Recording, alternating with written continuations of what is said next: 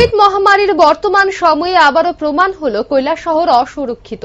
অবাধে বাংলাদেশ থেকে বাংলাদেশের মানুষরা অবৈধভাবে কৈলাসহরে প্রবেশ করছে। শুধু তাই নয়, করোনা ভাইরাসে আক্রান্ত বাংলাদেশের নাগরিকরা অবৈধভাবে কৈলাসহরে প্রবেশ করলেও বিএসএফ এর ভূমিকা নিয়ে আবারও প্রশ্ন উঠছে। শুক্রবার সকালে 4 বাংলাদেশি নাগরিক কৈলাসহরের লাটিয়াপুরা গ্রামের আন্তর্জাতিক সীমান্ত দিয়ে কৈলাসহরে প্রবেশ করে ধর্মনগরে যাবার জন্য পাইতুর বাজার এলাকায় মোটর স্ট্যান্ডে এসে গাড়িতে বসে।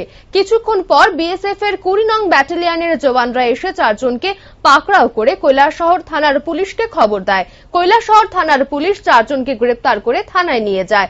থানায় জিজ্ঞাসাবাদের পর জানা যায় এই 4 যুবক কাজের সন্ধানে বাংলাদেশ থেকে অবৈধভাবে ভারতে প্রবেশ করে এবং এই 4 যুবকের বাড়ি বাংলাদেশের মৌলভীবাজার জেলায়।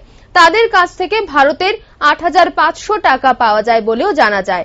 করোনা পরিস্থিতিতে বাংলাদেশ থেকে আগত এই 4 যুবক কাজের সন্ধানে ভারতে আদৌ কি কারণে এসেছে তা নিয়ে প্রশ্ন তুলতে শুরু করেছে সংশ্লিষ্ট মহল। তবে সীমান্তবর্তী এলাকায় বিএসএফ এর করা টহলদারি থাকা সত্ত্বেও কিভাবে বাংলাদেশ থেকে বাংলাদেশিরা ভারতে প্রবেশ করছে এ নিয়ে প্রশ্ন চিহ্নের মুখে বিএসএফ জওয়ানরা।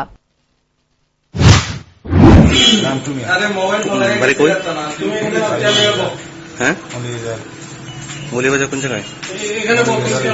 কোন দেশ এটা? কিভাবে পাইছেন এখানে? কিভাবে পাইছেন এখানে? হ্যাঁ,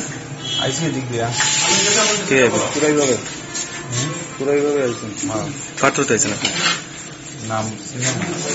কয়জন আছেন আপনারা? সবার বাড়ি কি মৌলভীবাজার? কই যেতেছেন? কি কারণে আইছেন?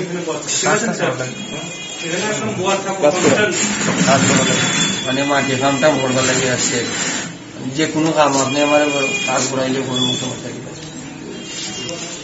এটা আইছি ঘর থেকে বাড়িতে কোনো কাম কাজ নাই, খাইবার মতো সামর্থ্য নাই, কিভাবে চলবো? রাস্তা